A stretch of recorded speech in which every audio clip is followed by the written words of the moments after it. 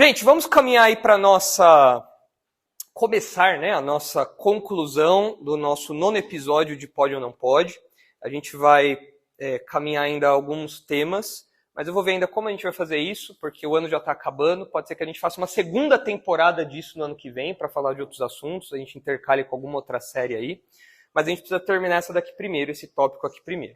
E vocês devem se lembrar que no assunto da terapia, a gente tem trabalhado em torno de 3 questões respondidas de modo diferente pela fé cristã e pela psicologia. Nossa proposta é que a psicologia se choca diretamente com a fé cristã naquilo que ela propõe. Então, por que um crente não deve se sujeitar a uma psicoterapia, psicanálise, esse tipo de coisa? Porque vários elementos da fé cristã se opõem à visão de mundo das várias vertentes da psicologia. Então a gente tem visto de modo panorâmico isso daí a partir de 3 questões. E os choques acontecem nessas 3 áreas aqui. Em primeiro lugar, algo relacionado à antropologia, ou seja, qual é a natureza do homem, porque, via de regra, a psicologia secular entende que o ser humano é um animal evoluído, e, portanto, é só matéria, não existe alma, não existem essas questões. E se existe, é algo irrelevante. Então, isso entra em choque com a fé cristã, porque nós partimos do pressuposto que o ser humano é criado em imagem e semelhança de Deus, e isso tem toda uma sequência de pensamento que leva a esse choque aí. Em segundo lugar, a gente sai da antropologia e entra na hamartiologia, ou seja, qual que é o problema do homem. O problema do homem é o pensamento disfuncional dele, ou seja, pensamentos negativos, pensamentos exagerados. Será que é uma questão meramente cognitiva? Será que o problema do ser humano é uma influência do meio ambiente? Será que o problema do ser humano é um trauma da vovó rigorosa, do vovô mau, da igreja perversa, e isso causa conflitos internos e tudo mais? A gente viu que não. Que as propostas seculares da psicologia sempre colocam a culpa fora do indivíduo, ou colocam a culpa na sociedade, nas outras pessoas, ou numa doença, e nunca no próprio indivíduo. E a gente viu, a partir da escritura, que o problema do ser humano é pecado. E isso envolve muito mais do que você simplesmente ter pensamentos que não são muito legais e tal. Envolve sua vontade, que tende para o mal, envolve suas emoções, que são afetadas pelo pecado, seu coração, que é enganoso. Então é um problema muito mais profundo, muito mais enraizado, que a psicologia não trata. Ela olha isso muitas vezes até como algo que não tem valor moral. As decisões, os problemas do ser humano, às vezes são apenas coisas úteis ou inúteis, mas não necessariamente certas ou erradas. O que para nós é um grande problema. Para nós existe certo e errado. Valores objetivos. Então, o problema do ser humano é o pecado, como a gente tem tratado aí. Então, a gente já abordou vários pontos e na semana passada, quando a gente falou do problema do ser humano, eu trouxe aí a ilustraçãozinha do Lilo e Stitch, né? Que é o problema da depravação total. Ou seja, o ser humano é muito pecador, ele é totalmente pecador. Todas as áreas da humanidade foram afetadas pelo pecado. Esse é o nosso problema. É como o diálogo deles aqui, né? Esse é você, esse é seu nível de maldade, é um pouco alto para alguém de seu tamanho. Então, esses somos nós. Nós somos muito maus para alguém do nosso tamanho. E todas as áreas da nossa vida foram afetadas pelo pecado. Nossas emoções, nossa vontade, nosso intelecto, nossa consciência. E esse é o problema do ser humano. É um problema muito profundo que a psicologia não trata. Então nós colocamos aí nesses termos, né, da depravação total. Mente, intelecto, emoções e vontade. Mas hoje a gente vai caminhar aí para a terceira pergunta, que diz: qual é a solução para o homem? Então notem a sequência lógica. Qual é a natureza do homem, qual é o problema do homem e, consequentemente, qual é a solução para esse problema. Porque o que a psicoterapia faz, o que as terapias propõem, são soluções. Você tem um problema, a gente vai resolver. Como? Por meio da psicanálise, por meio da abordagem cognitivo-comportamental, por meio de um monte de abordagens aí. Só que a abordagem que a Bíblia usa para solucionar o problema do ser humano é diferente da abordagem da psicologia secular. Então, eu quero apresentar para vocês esse choque a partir de 5 afirmações. Okay? Então, eu quero contrastar, vocês vão ver aqui bem claro nas sentenças que eu montei, o contraste entre a solução proposta pela psicologia e a solução proposta pela escritura. Então a gente vai comparar isso, não vamos terminar hoje, mas são 5 sentenças aí, 5 proposições que a gente vai trabalhar. E a primeira é a seguinte, veja só se você consegue captar aí o contraste, né? Em primeiro lugar, para a psicologia secular, o homem precisa de reforma por meio de tratamento. Tratamento que pode envolver remédios e terapias, que é o que a gente tem falado aqui.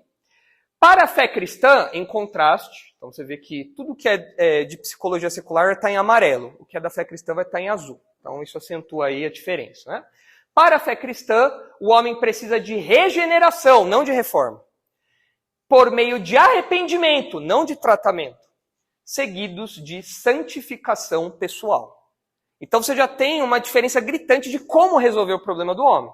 Porque a gente viu que a maioria das abordagens de psicologia secular levam o homem a ser uma vítima.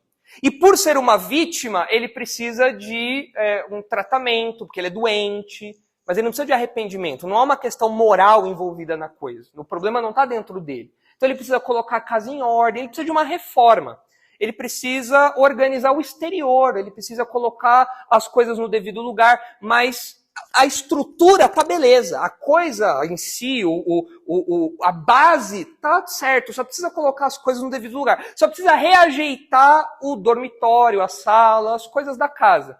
Sendo que para a visão cristã, o problema é tão profundo, o ser humano é tão quebrado, o ser humano é tão problemático, que não basta uma reforma. Você precisa derrubar tudo e levantar do zero. Não sei se vocês já tiveram experiência na família de vocês, dos pais de vocês herdarem ou comprarem uma casa antiga. Uma casa muito antiga. Aquelas casas bem antigonas da década de 10, 20, sei lá. Tem alguns bairros aqui de São Paulo que são bem comuns isso. A casa é grande e tudo mais, só que a casa tem tanto problema. O telhado chove mais dentro do que fora.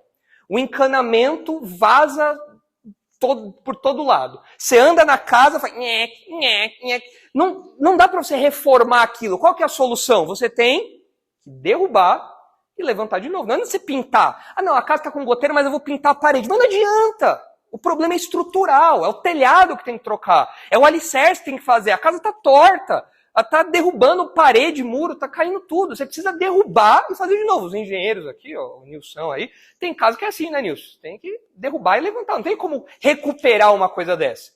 O ser humano é a mesma coisa. Você tem que derrubar e construir do zero. Diferente da proposta da psicologia secular, que fala que o ser humano precisa de uma reforminha, de um tapa de tinta. Né? Mas a gente já tem falado muito de terapia. Eu quero me concentrar agora um pouquinho na parte do remédio. Quando a gente fala de remédio, sobre tomar remédio, a gente tem que ter alguns cuidados, eu vou mencionar aqui para vocês, mas isso anda muito próximo agora da psiquiatria. Qual a diferença do psiquiatra para o psicólogo? O psiquiatra é um médico, ele tem autoridade para receitar remédios, o psicólogo não. O psicólogo faz terapia, você bate papo com ele. O psiquiatra, você pode até bater um papo com ele, mas ele vai te dar alguns remédios, se for o caso. Então ele é autoridade para isso. E a gente, então, aqui entra num campo que é compartilhado pela psicologia e pela psiquiatria, porque o psiquiatra receita o remédio e o psicólogo segue com a terapia. Então é um campo que eles andam ali compartilhados. Mas eu quero tratar um pouquinho da parte farmacológica da coisa, né? Porque hoje em dia você tem muita gente tomando remédio para tudo. Eu essa semana, curiosamente, apareceu para mim uma postagem de um perfil que eu sigo. É um perfil meio... Ele dá umas fake news às vezes, né? Mas esse fatos desconhecidos aqui. Serve só para trazer ilustração para vocês, esses perfis aqui. Eu falo, nossa, é verdade, eu vou ver fake news, né? Então tem que dar uma conferida. Isso aqui eu fui conferir algumas informações disso. Olha só, não sei como fala isso, tá? É uma coisa lá da Amazônia lá. A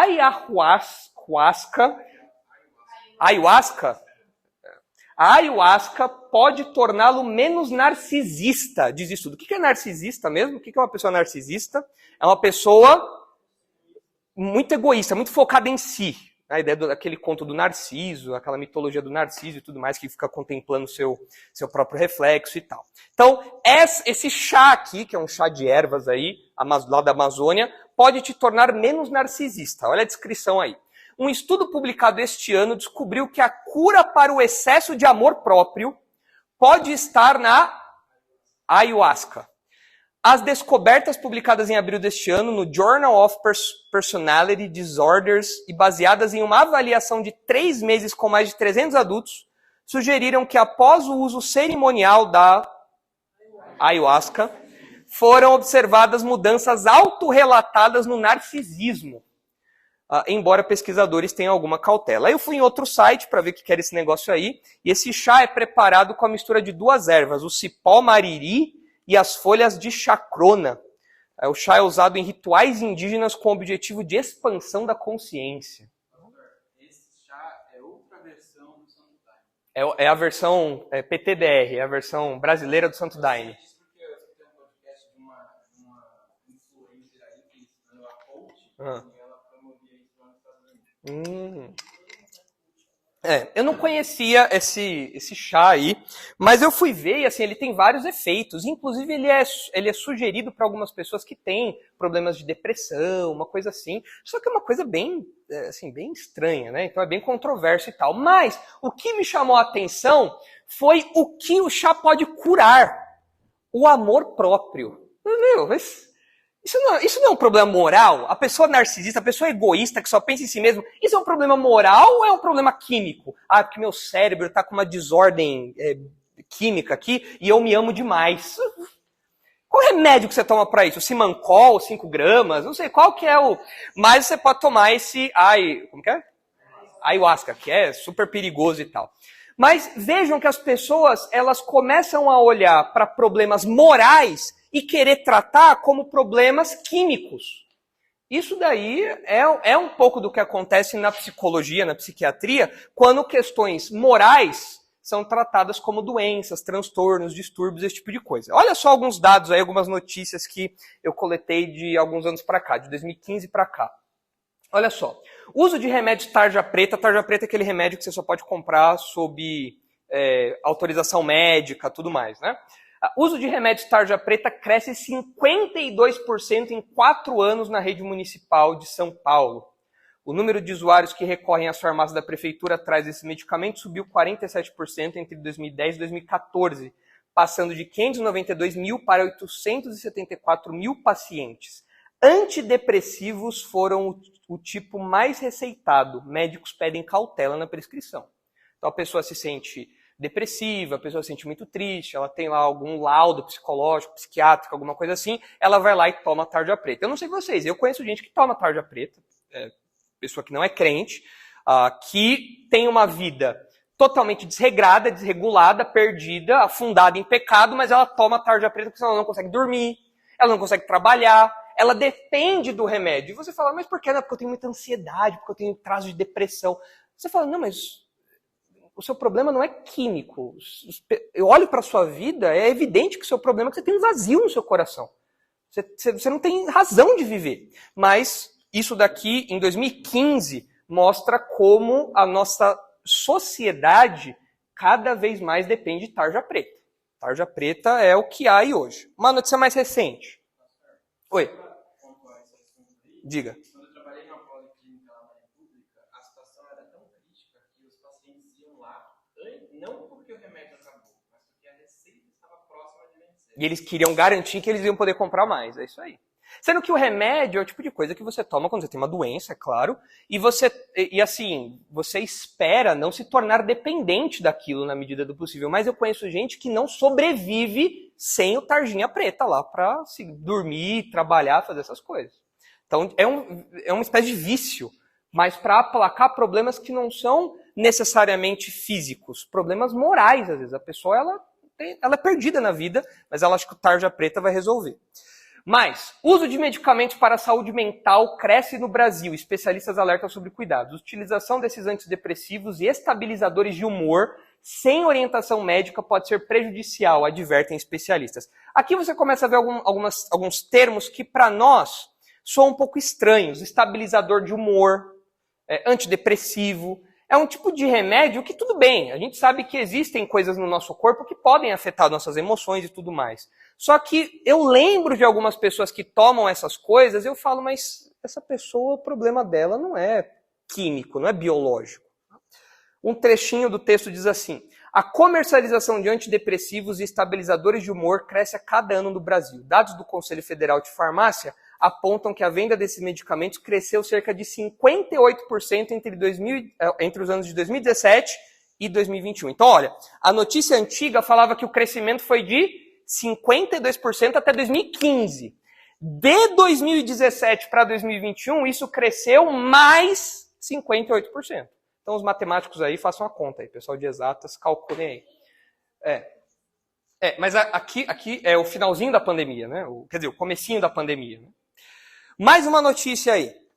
Agora relacionado ao famoso TDAH, de déficit de atenção e hiperatividade, né? Por que tantos adultos estão tomando remédio para tratar TDAH? Muitas pessoas recentemente diagnosticadas com TDAH podem não estar de fato sofrendo da condição. Ou seja, os próprios incrédulos estão falando, tem gente que está tomando remédio para TDAH e não tem TDAH. Ou seja, a própria sociedade longe de Deus está percebendo que essa coisa de remédio está fora de controle. O pessoal está se dopando sem ter uma doença que precisa ser tratada por remédio. Diga, Henrique.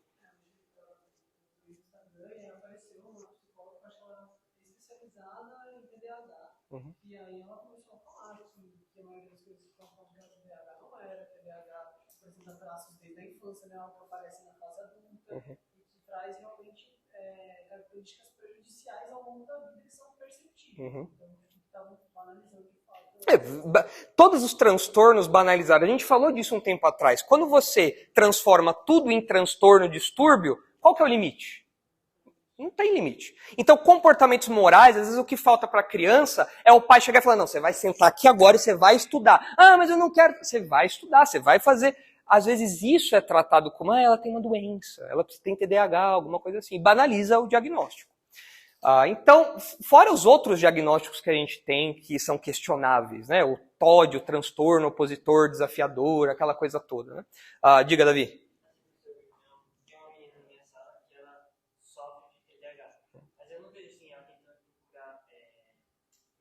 Ela desfruta de TDAH, então ela abusa disso. Vamos supor, em vez de ela focar em tentar estudar mais, ela aproveita que ela tem TDAH e usa a apostila nas provas. Sim.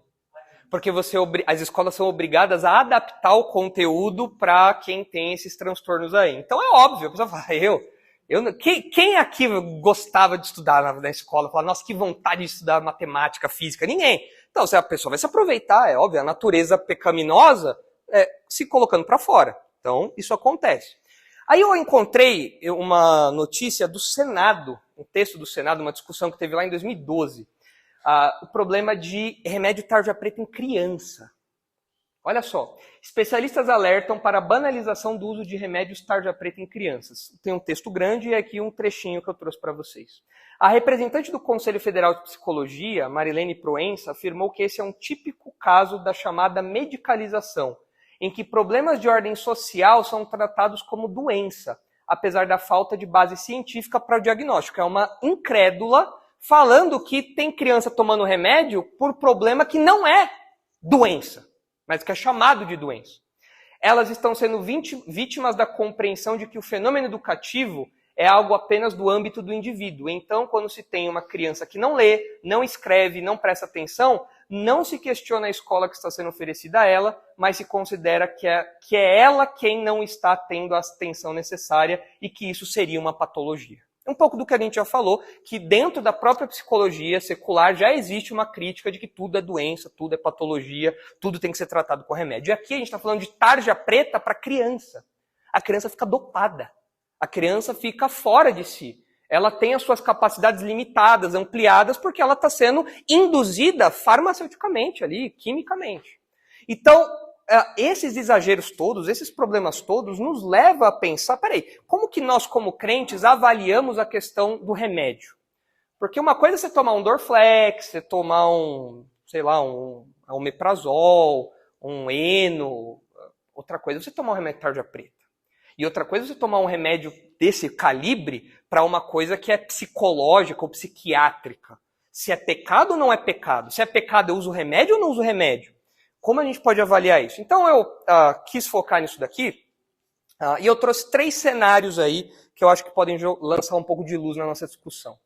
Quando a gente fala sobre remédio e doenças e não doenças, existem 3 cenários possíveis que a gente pode desenhar aí de forma muito simples. Em primeiro lugar, tem coisas que não são doenças, que são apenas pecado. Logo, se é pecado, não precisa de remédio, certo? Pecado não precisa de remédio. Um exemplo é o TOD. Eu mandei para vocês lá a figurinha essa semana, lá, né, no grupo aí, num dos grupos do acampamento aí. Eu mandei lá a criança falando, eu tenho TOD, me respeite, eu falo palavrão, eu não sei o quê. E isso é tratado como uma doença, quando a Bíblia, na verdade, trata aquilo como pecado. Por ser pecado, você não precisa de remédio. E se uma criança, um adulto, usa ou faz uso dessa desculpa de que ele é doente e, portanto, toma remédio, isso colabora para a vitimização, que a gente já tem falado, e mais. A pessoa ela ganha uma autorização para continuar no pecado. O pecado da preguiça, o pecado, enfim, o pecado de se aproveitar dos outros, porque ela tem uma doença, quando a Bíblia fala que aquilo é pecado. Então, nesse cenário aqui, a gente, como crente, tem que discernir realmente se o negócio é pecado ou doença. Quando não tem nada de doença, então é pecado. E pecado a gente trata em termos bíblicos, de arrependimento, transformação, santificação e tudo mais. Mas tem um outro cenário que a gente tem que perceber que existe. É assim, o nosso corpo, ele é uma unidade, a gente já falou disso, uma parte material, uma parte imaterial. E existem coisas da nossa parte material que podem afetar a nossa parte imaterial e vice-versa. É uma unidade. O que você faz numa parte vai afetar a outra. Não tem como você dividir 100%. Então, existem situações em que um pecado pode gerar uma doença. E aí você precisa de remédio? Se tem uma doença, você precisa de remédio? Mas você precisa só do remédio? Não. E é aí que a fé cristã faz toda a diferença. Porque você não pode tratar só da parte física, você precisa tratar também da parte espiritual. De fato, existem realidades, pecados, problemas que começam na esfera espiritual e vão para o mundo material e afetam o nosso corpo. Alguns textos aí para a gente ver isso. Salmo 32. Olha só aí o que diz o Salmo 32.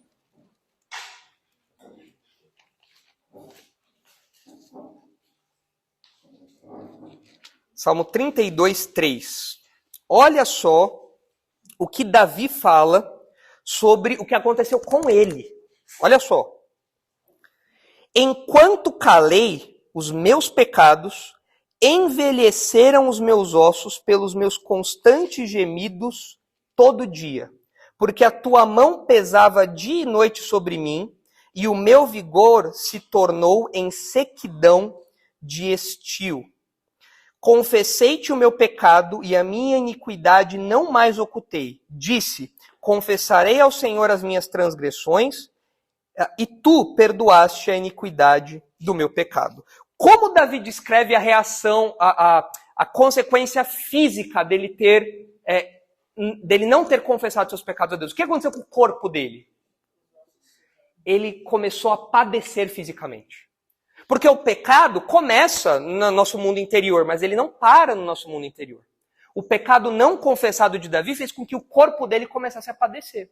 Eu não sei se vocês já tiveram isso, de você cometer algum pecado e aquele pecado te atormentar a tal ponto de você começar a emagrecer, você começar a perder apetite, você começar a perder o sono, você começa a ficar com o seu corpo afetado por uma realidade espiritual.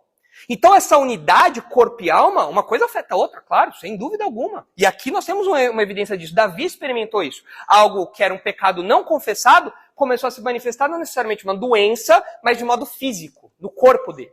Mais um exemplo aí. Olha só Provérbios 15. Provérbios 15, 13.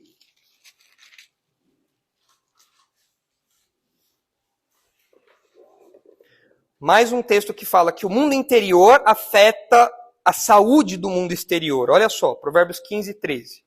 O coração alegre aformoseia o rosto, mas com a tristeza do coração, o espírito se abate. O ânimo da pessoa murcha. A pessoa fica apagada. A pessoa começa a ficar colheira. A pessoa começa a ficar visivelmente abalada, fisicamente abalada por algo que está acontecendo dentro dela. O mundo interior se expressa no mundo físico. É óbvio, nós somos uma unidade. Provérbios 17, 22. Olha aí o que diz. O coração alegre é bom remédio, mas o espírito abatido faz secar os ossos. É uma linguagem poética para falar que a pessoa que vive triste, a pessoa que vive abatida, ela adoece. Enquanto que uma pessoa que busca se revigorar internamente, ela tem um remédio, ela tem um vigor reforçado, fortalecido. Olha aí 1 Coríntios 11 agora, um exemplo clássico do Novo Testamento. 1 Coríntios 11, 13. O pessoal lá de Corinto estava participando da ceia indignamente, ou seja, eles estavam comendo da ceia, aquela refeição comunitária, desprezando os irmãos. E por causa disso, Deus estava pesando a mão. Estava pesando a mão disciplinarmente, fisicamente. Olha só o que acontecia ali. 1 Coríntios 11, 30. Eis a razão, eles estavam fazendo isso, esse pecado, né? E eis a razão porque há entre vós muitos fracos e doentes, e não poucos que dormem. O que é dormir aqui? É morrer, um eufemismo para a morte. Então, peraí, pastor, você está falando que na igreja de Corinto tinha gente que estava doente porque estava cometendo pecado? É, porque a mão de Deus estava pesando sobre aquelas pessoas em termos físicos. Algo que começou com pecado e avançou para uma doença, para o mundo físico. O cara precisava tomar um Dorflex, um omeprazol, sei lá, precisava. Tomar um lisador, alguma coisa ali. Porque o corpo dele começou a padecer por causa de uma realidade que começou no mundo interior, começou no pecado dele. E olha só um exemplo que pode se encaixar nisso daqui, que é Tiago 5. Olha aí o que diz Tiago 5. Pode ser que o camarada descrito aqui em Tiago 5, ele tenha uma doença ou esteja padecendo por causa de pecado. Olha só aí, Tiago 5, 14. Está alguém entre vós doente? Chame os presbíteros da igreja, e estes façam oração sobre ele, ungindo-o com óleo em nome do Senhor. Aqui ungir com óleo é trazer refrigério, alívio para a pessoa. Não é pegar óleo lisa, igual o pessoal faz na conta de Sarzedas, e derramar na pessoa. A pessoa não vai virar um frango frito, não faz sentido. Aqui é um óleo que traz alívio, refrigério, fora o que isso significa. É um símbolo do favor de Deus. Então, a pessoa está doente, chama o presbítero e tudo mais. Agora, olha o versículo 15. E a oração da fé salvará o enfermo, e o Senhor o levantará. E se houver cometido pecados, ser-lhe-ão perdoados. Confessai, pois, os vossos pecados uns aos outros e orai uns pelos outros para serdes curados. Muito pode, por sua eficácia, a súplica do justo. A simples leitura desse texto parece mostrar que existem alguns casos em que a doença se abate sobre as pessoas por causa de pecado. A gente pode ver isso em termos de consequência muito prática. Uma pessoa que tem, por exemplo, uma vida sexual muito imoral, ela pode adquirir AIDS, uma doença sexualmente transmitível, um pecado que causou, teve como consequência uma doença física. Ela vai precisar de tratamento agora. Mas esses textos mostram que não é só em termos de consequência direta. Às vezes é uma forma de disciplina de Deus. É uma consequência emocional que faz o nosso corpo padecer de dentro para fora. Não necessariamente uma doença ou coisa do tipo. Então, existe essa realidade aqui. Um pecado que pode se transformar em uma doença. Agora, olha só. Por causa disso, o tratamento médico da doença não pode ser desassociado do tratamento do pecado. Porque se você trata a doença, só você está tratando a expressão material de um problema espiritual. Você está maquiando a coisa. Porque a raiz do problema não está sendo tratada. Você está colocando uma máscara. Você está colocando para debaixo do tapete o problema. Você está curando, tratando o exterior, sendo que tudo isso começou por causa de um problema interior. Então, como que a gente lida com uma pessoa que está doente, camarada de Corinto lá, pessoal lá da igreja de Corinto, o cara aqui de Tiago, como que a gente lida com essa pessoa que está doente, mas que se afundou nessa realidade por causa de pecado? Você tem que tratar os dois. Olha, você vai tomar esse remédio, mas você tem que saber que isso que você fez é pecado. Essa sua vida está errada. Você tem que consertar isso. Senão, esse pecado vai continuar e vai começar a se expressar em outras áreas da sua vida. Você tem que tratar os dois, porque existe uma realidade física que está abalada. Mas tudo isso começa numa realidade espiritual. Então você precisa tratar os dois. Um exemplo disso, alguns exemplos disso. Vício em drogas. A pessoa drogada, a pessoa dependente química, o corpo dela padece pelo vício dela? A mente dela começa a funcionar de um jeito desregulado? Ela precisa de um tratamento médico para reverter os efeitos físicos do pecado dela? Mas ela precisa só do tratamento físico? Ela precisa tratar o coração dela. Falar, cara, você está buscando felicidade nas drogas, você está buscando se satisfazer em coisas de prazer e tudo mais, isso não vai te satisfazer.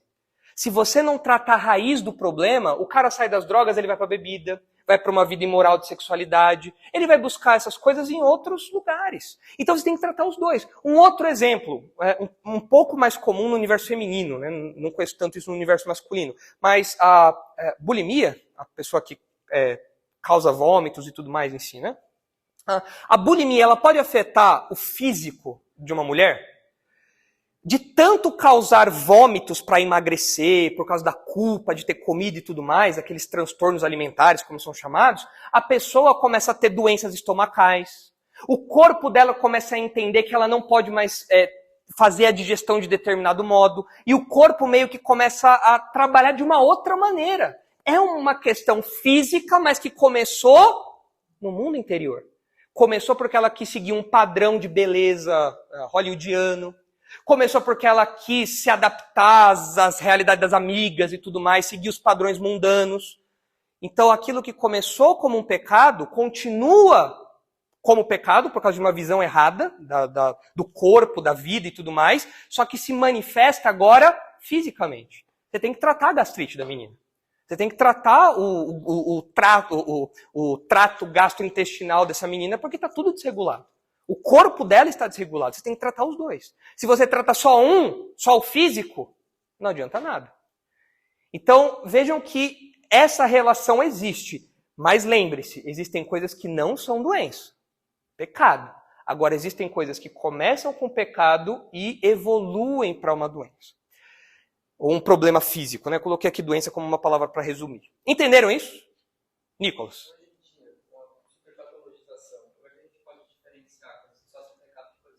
É difícil.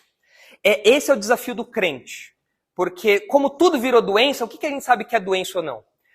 Eu acredito, talvez seja muito simplista aqui, porque eu não sou médico nem nada, né? Mas eu sigo aí algumas posições mais conservadoras de médicos cristãos. Eu acredito que uma doença sempre vai se manifestar em laudos, exames clínicos. Olha, tem alguma coisa no seu corpo que está errado. Olha, o seu nível de não sei o que lá está desregulado. Olha, o seu organismo nesse exame funcionou de um jeito ou de outro. Tem que ter uma coisa material.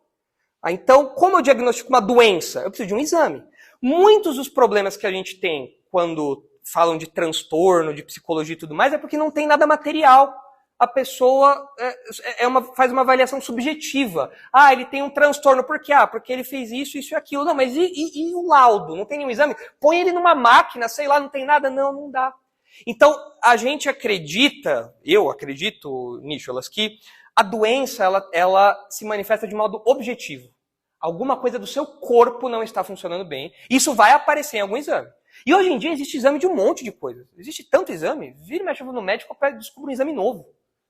Você tem que fazer esse exame. Fala, nossa, mas o que é esse exame aqui? Eu vou ver no Google para ver se eu fico assustado ou não. Preocupado ou não. Algumas vezes eu fico assustado. Outras vezes eu fico, não, beleza, esse exame é de boa. Mas é algo objetivo. Quando não é objetivo, quando é subjetivo, aí eu acredito que tenda mais para uma patologização do comportamento do que uma doença propriamente dita. Então, essa hiperpatologização atrapalha a nossa avaliação das coisas. Isso é um problema. Que até os incrédulos já estão percebendo. Já há algum tempo. O que mais? Comentários aí dessa relação. Hugo?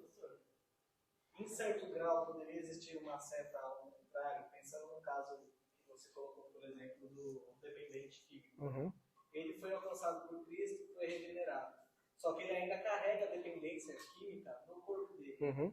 A doença, essa doença agora química, pode ser uma seta, não que vai conduzir ao pecado, porque ele vai lutar contra isso. Uhum. Mas pode existir também uma seta que aquilo que acontece no material gera... Nesse caso, Hugo, eu vou mencionar um pouquinho o que eu acredito nesse ponto aqui. O que eu acredito? Existem circunstâncias físicas que podem fazer aflorar a nossa natureza pecaminosa de determinados modos. Isso vai exigir do crente uma postura específica, uma atenção maior. Mas a questão de eu inverter essa seta é porque eu digo que existe justificativa para o meu pecado. Mas existem circunstâncias, por exemplo, mais severas, onde a pessoa, por exemplo, tem um Alzheimer em estágio avançado. Ela é boca suja, ela fala um monte de besteira e tudo mais. A pessoa está fora da consciência. Então, aquele ato em si, falar palavrão é pecado? É. Mas aquela pessoa fez aquilo em plena posse de suas faculdades mentais? Não.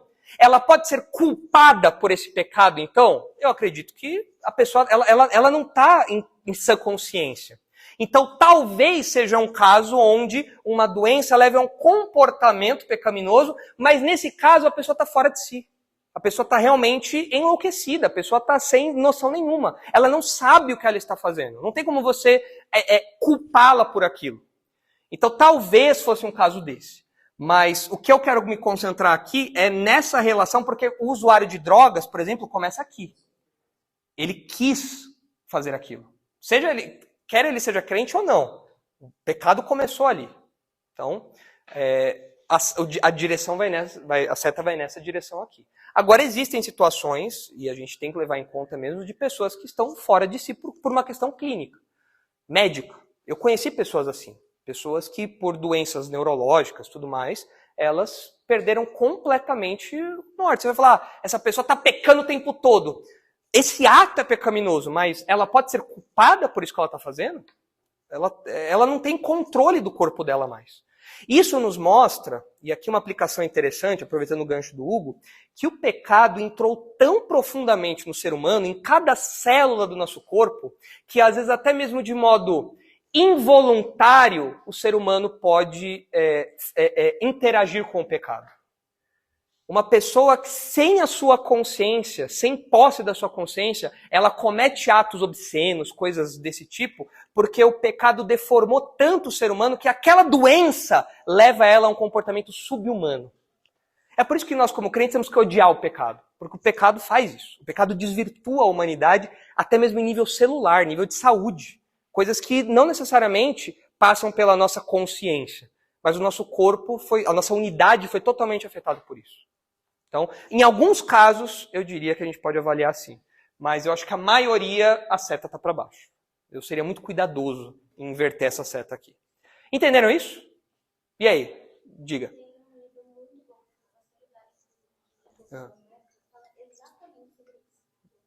Como que o crente vive nessa divisão entre algo ser pecado e algo ser doença? Uhum. E ele traz vários exemplos, ele fala sobre alcoolismo, sobre vício sexual, sobre tudo, ele fala sobre vários vícios. Mas na primeira parte do livro ele fala só sobre alcoolismo e sobre o uso de drogas. Uhum. E aí ele fala algo muito interessante. Ele fala, por exemplo, se você for para cá falando, por exemplo, o projeto Cristolândia, ele fala exatamente sobre isso. A pessoa não vai ter nem livro. Não. E ele falou, não é porque Deus não tem o poder de restaurar a vida daquela pessoa, é porque ela está doente. E aí ele traz isso no livro, de que o maior problema das igrejas hoje é que elas diferenciam uma pessoa que tem de uma pessoa que está no pecado. As duas coisas têm que andar juntas, exatamente. Tem que levar aquela pessoa para ser restaurada numa clínica e falar para ele. Exatamente. Eu preciso mostrar, olha, isso que está acontecendo no seu mundo físico tem uma causa muito mais profunda. E que se você não tratar, isso vai ter consequências muito maiores do que você está vendo aqui agora. Então, você lembra o nome do livro? Eu tenho lá em casa. Tá. Ok. Deve ser livro de aconselhamento, esse tipo de coisa, imagina, né? Tá. Tá. Eu acho que talvez seja Hábitos Escravizadores. Acho que esse daí que mudou o nome do livro. Tá. Esse daí então. O que mais? Faz sentido para vocês essa relação aí? Agora, e quando a questão é só doença? Existem momentos em que o indivíduo não cometeu nenhum pecado que levou ele a ficar doente, mas ele tem uma doença? Quem aqui é doente e não cometeu pecado para ficar doente? Eu sou. Eu tenho gastrite, colesterol. A Esther cheia de coisa, né? O Davi Leão ali com problema de coração, né, Davi? O que você fez no coração, Davi? Nada, né? Nasceu com o coração assim. Olha só o que diz João 9. Olha só que interessante como esses textos lançam luz sobre essas realidades diversas. E a gente, como crente, tem que ter maturidade para interagir com isso e saber discernir. Olha, isso daqui é isso aqui é aquilo, isso aqui é aquilo outro. E fugir dessa tendência de dar tarja preta para todo mundo que existe aí, né? Olha só, João 9. Versículo 1. Caminhando Jesus, viu um homem cego de nascença. E os seus discípulos perguntaram, mestre, quem pecou, este ou seus pais, para que nascesse cego? Na visão desses homens, toda doença, todo problema físico tinha que ter um pecado originado isso. Se não foi do cara, já que ele era cego de nascença, então foi dos pais. Alguém pecou para o cara nascer daquele jeito. Qual foi a resposta de Jesus aí? Versículo 3. Respondeu Jesus, nem ele pecou, nem teus pais, mas foi para que se manifestasse nele as obras de Deus. Ou seja, qual pecado gerou aquela cegueira de nascença? Nenhum. Ele simplesmente nasceu cego. Olha um camarada que era doente e que não tinha nenhum pecado associado a isso. 1 Timóteo 5. 1 Timóteo 5. E eu me identifico aqui com Timóteo. Olha só. Não continues a beber somente água. Usa um pouco de vinho por causa do teu estômago e das tuas frequentes enfermidades. Naquela época não tinha omeprazol. Naquela época não tinha eno, sal de fruta, não tinha essas coisas. E a água era muito contaminada, não tinha Sabesp. Não tinha purificação, essas coisas todas. Então, para tornar a água um pouco menos suja, um pouco menos contaminada, você misturava um pouco de vinho e tomava aquilo para ficar um pouco menos perigoso. Mas o que o Paulo fala? Timóteo, você tem problema de estômago. Talvez uma gastrite, uma úlcera, sei lá o que ele tinha. Mas ele tem que tomar alguma coisa. E Paulo não fala, Timóteo, bebe água, mas para de ser linguarudo, porque você está com problema de estômago, você é linguarudo. Para de ser guloso, você está com problema de estômago, você é guloso. Chega na ceia, você come todo o frango de todo mundo, e aí agora você está... Não tem um pecado. Ele é doente. Sofia. Tinha Jó também, né? Ele ficou doente e Não tinha, não era por causa de pecado nenhum. Sofia, você é uma profetisa, porque eu ia falar justamente do Jó agora. Você leu a minha mente. Porque olha só, existe um perigo, quando a gente não leva em conta isso daqui, existe o perigo da gente virar caça-pecado. Então você ficou gripado. Vem uma irmã e fala assim pra você, essa gripe aí, acho que tem alguma origem espiritual, não sei, né? É o amigo de Jó. Tá? Você pega uma doença mais séria, você fica doente, desenvolve alguma coisa, amigo de Jó. Eu acho que isso aí você tem que avaliar sua consciência. Eu acho que Deus está pesando a mão. A gente não pode virar caça-pecados. Por quê? Nem toda doença é fruto de pecado. Pecado pessoal, né?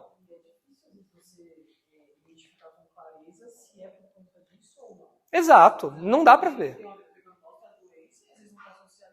Pode ser. Não, e nós olhamos ao longo da história homens santos que padeceram muito. Homens que você não consegue apontar um pecado. Você sabe que a pessoa é pecadora porque a Bíblia fala que todos pecaram. Mas você olha para a pessoa e fala, esse cara é perfeito. Ele só falta ele ser arrebatado. Não tem mais o que ele fazer aqui na terra. Mas o cara é doente. Aí você fala, não, ele é doente porque tem algum pecado que ele está escondendo ali. Ninguém está vendo. A gente vira caça-pecado. Não pode fazer isso. Existem questões que são físicas apenas. Agora, aí vem o pulo do gato. Onde nós, como crentes, interpretamos isso com maturidade. Que foi, acho que foi o Hugo, que eu falei que eu ia comentar agora.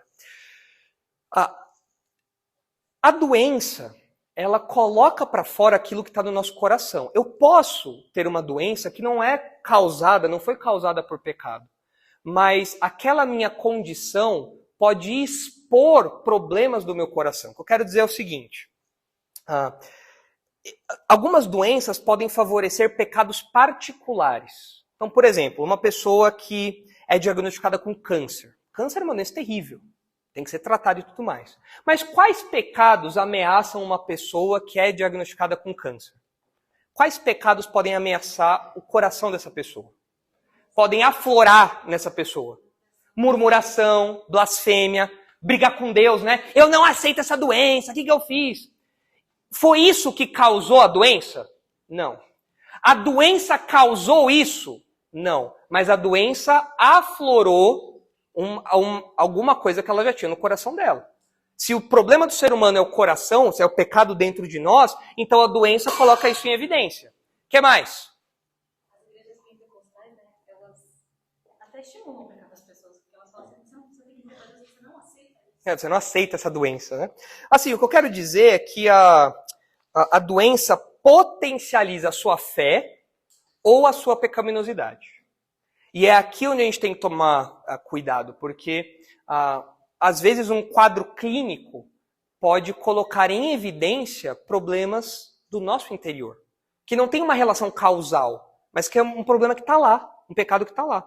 Olha só que interessante o que o Richard, um autor que eu li para preparar essas aulas, ele diz: somos responsáveis pela forma como respondemos à dor, que é uma parte inevitável da existência humana.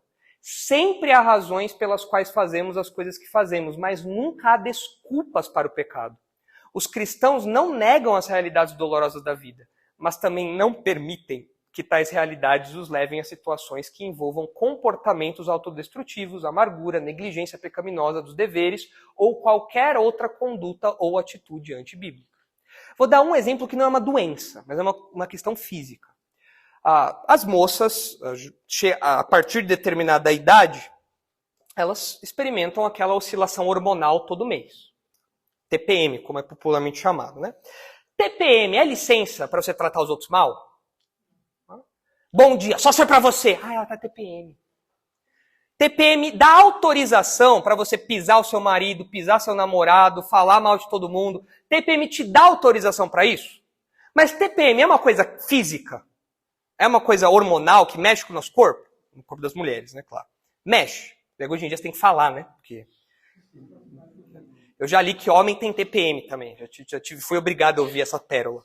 Mas mexe com o corpo da mulher. Agora, isso é uma autorização para a mulher pecar mais? Ela está TPM, então ela pode pecar mais. Não. Pelo contrário, qual que é a resposta cristã à TPM? Se o meu corpo está descontrolado e é uma coisa que não tem, que eu posso tomar algum remédio, alguma coisa assim, eu vou me controlar mais pela minha santidade. Eu vou dobrar o meu cuidado na língua, porque eu estou em posse das minhas faculdades mentais. Só que o meu corpo está expondo uma questão interior. Então é algo físico que pode aflorar uma questão do meu coração, que já está lá e só vem para fora. Entenderam isso? Diga, Maurício.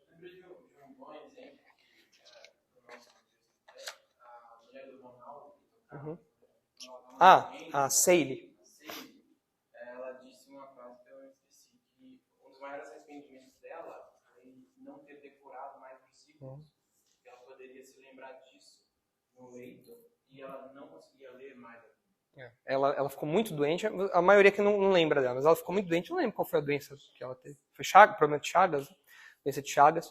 E ela era jovem, ficou muito doente, acamada, e ela realmente não conseguia mais ler. E ela falou isso mesmo. Ela falou, meu arrependimento foi não ter lido mais a Bíblia quando eu podia, porque agora isso me seria de grande valor.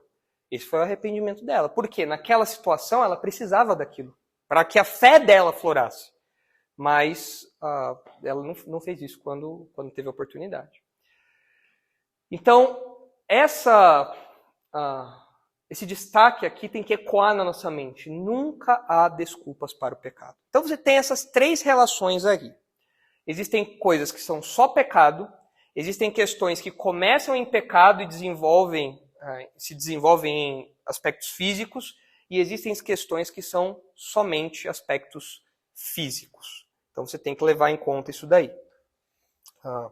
Agora, um alerta pastoral. Como esse material fica gravado e vocês aqui estão me ouvindo, é bom eu fazer um alerta pastoral. Tem pastores que têm algumas posturas que eu discordo. Chega alguém no gabinete e fala assim, pastor, eu estou tomando remédio para depressão. E o que eu faço? O pastor fala, para de tomar esse remédio. Para de tomar determinada coisa, porque o seu problema é falta de fé e tudo mais. Ou às vezes ele nem fala falta de fé, mas ele fala que tomar remédio não é a solução e tal. E ele, como pastor, manda a pessoa parar de tomar remédio. Pastor não é médico. Existem questões onde a pessoa precisa tomar remédio. Nós vimos aqui. Existem questões onde a pessoa precisa tomar. E eu sei de casos de pastores que mandaram o paciente parar de tomar remédio e a pessoa tinha um problema físico, químico, e ela se matou porque ela parou de tomar o remédio e o corpo dela desregulou a tal ponto que ela tirou a própria vida. Era um problema físico. Existe, não sei se a terminologia é essa, mas existe uma depressão. Hoje em dia tudo é depressão, né? A pessoa ficou triste e ela virou deprimida. Mas existe uma depressão que é fruto do mau funcionamento do nosso corpo. Os nossos índices ficam desregulados. Eu preciso tomar remédios para que o meu corpo fique normal. Agora, se eu, como pastor, que não sou médico, mando alguém parar de tomar remédio ou mando alguém começar a tomar remédio, isso é um absurdo, é uma invasão de competências. Então, o que o pastor tem que fazer? Ele recebe essa pessoa e fala, olha, eu vou te encaminhar para um médico de confiança e ele vai avaliar se você tem que tomar remédio ou não. Se ele vê que o seu remédio não tem nada a ver, é uma invenção da secularidade aí, então beleza, você para, mas é ele que vai falar isso, não eu. Então isso é responsabilidade pastoral. Diga, Henrique. Não era cristão, não é cristão. Mas uma vez ele me disse, né, eu questionei isso da depressão, e, poxa, mas às vezes acontece alguma coisa e a pessoa entrou em depressão. Não deixa de ser depressão, mas nunca aconteceu alguma coisa. Então, um pouco disso, né? E como que explica esse tipo de coisa? E aí, achei que ele foi coerente nesse ponto, que ele falou, olha, foi bem didático. Bom, existe um botão no seu cérebro que é de você sentir prazer, sentir felicidade. Tem gente que está funcionando tudo bem, está funcionando, a pessoa tem um trauma, algum problema na vida muito forte, e esse botão para de funcionar quando aconteceu, e aí é uma situação específica que avalia se tomar remédio ou não. Vai ter o laudo objetivo falando, olha, isso daqui, essa pessoa está com falta de alguma coisa, tem alguma coisa que não está funcionando direito, o botão está quebrado. Ela não tinha depressão crônica, ela estava com quadro de depressão, mas ela aconteceu alguma coisa na vida dela que ela não soube superar, enfim. E era depressão também, mas tem a depressão crônica. Que a pessoa está tipo assim, eu acordei, não aconteceu nada, tenho vida tratada, está tudo bem, e eu não estou querendo existir, porque o cérebro realmente não produz o que tem que produzir. Deu para entender os dois. Sim. Existem questões assim. O problema hoje em dia é que tudo virou depressão. Eu terminei o namoro, estou em depressão. Não, você está triste. Ou feliz, né? Dependendo do término aí. Uma parte pode ficar feliz ou tá triste, né? Fui mandado embora, estou em depressão. Não, tá triste. Gente, tristeza faz parte da vida. Jesus se angustiou. Vai falar que Jesus era deprimido? Jesus era tarja preta? Elias se entristeceu. Ele não tinha depressão. Todo mundo fala que Elias ficou deprimido, tal, precisava ir na terapia. Não! Elias não teve uma depressão. Elias estava cansado. Se você corresse tanto que Elias correu naquela ocasião, você ficaria também abatido. Aliás, só subir a Pedra Grande, você já fica abatido, né? Então, alguns até subir essa escada aqui já fica abatido. E ele estava frustrado, mas não era depressão. Mas hoje em dia, toda tristeza virou depressão. E aí você banalizou a depressão real, aquela onde o corpo não funciona direito. Então, nesse caso, você precisa de remédio. Mas a depressão, quando física, ela pode aflorar pecados específicos. E a pessoa tem que estar atenta a isso. Tem que ter discernimento para isso. Enfim, essa parte é um pouco mais sensível assim de falar, porque as pessoas realmente confiam muito em remédios hoje. Quando eu ministrei essas palestras na Bahia, eu mencionei essa questão dos remédios e tinha lá uma farmacêutica, uma mulher formada em farmácia e tal, e que trabalhava com isso. Ela falou, olha, existe um outro perigo que você tem que levar em conta, uma outra questão que você tem que levar em conta. A indústria farmacêutica lucra muito com tudo isso daí. Existe uma propaganda, um investimento pesado para que as pessoas tomem remédio. Para qualquer coisa, é óbvio. E aí você vê alguns versículos bíblicos e você fala, nossa, mas peraí. Você lê o Salmo 4, né? Em paz me deito e logo pego no sono porque o Senhor me faz repousar em segurança. Qual que é a cura para a insônia no campo emocional, quando não tem nenhuma desregulagem física? É a confiança em Deus. Eu vou dormir, vou descansar, mesmo com os meus inimigos me perseguindo, porque eu sei que Deus não vai dormir. Eu não preciso tomar tarja preta se o meu problema é emocional, é insegurança e coisa e tal. Agora, se eu tenho um problema físico, químico, aí eu vou precisar de uma melatonina, sei lá, alguma coisa para equilibrar o jogo. Fisicamente. Então você vê que existe realmente um incentivo da indústria farmacêutica. É claro, os caras querem vender o produto deles. Né? E nós, como crentes, somos afetados por isso. A gente tem que ter discernimento. Remédio não salva o ser humano como um todo. Remédio cuida de uma parte específica do ser humano, que é o físico.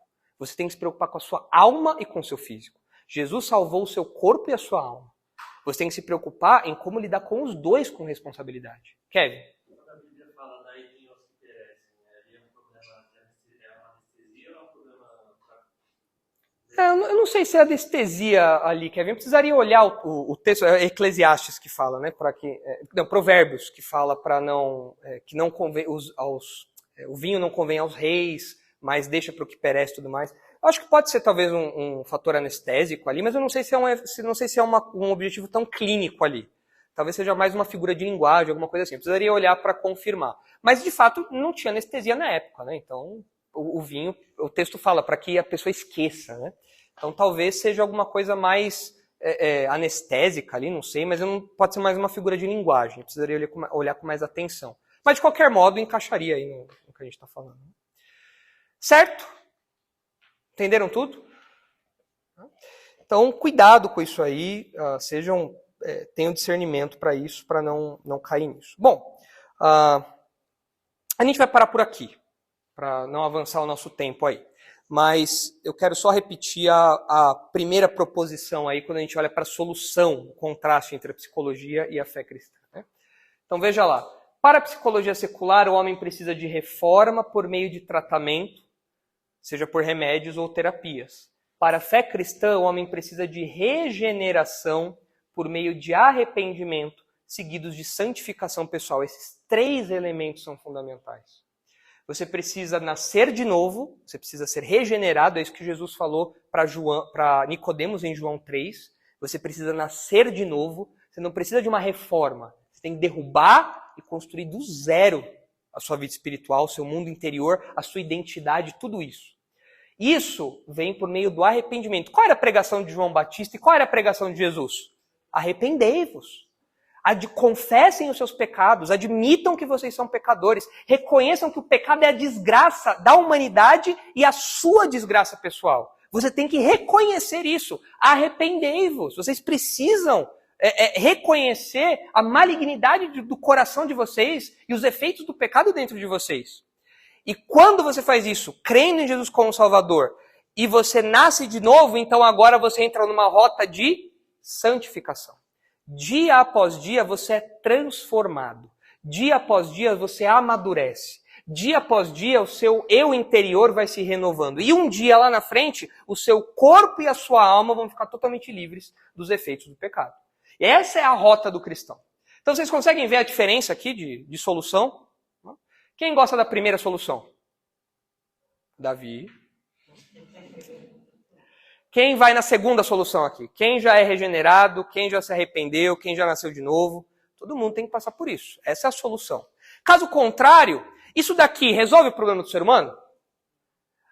Aparentemente ele resolve, mas ele resolve de fato? É uma máscara, né? É um verniz, só por fora.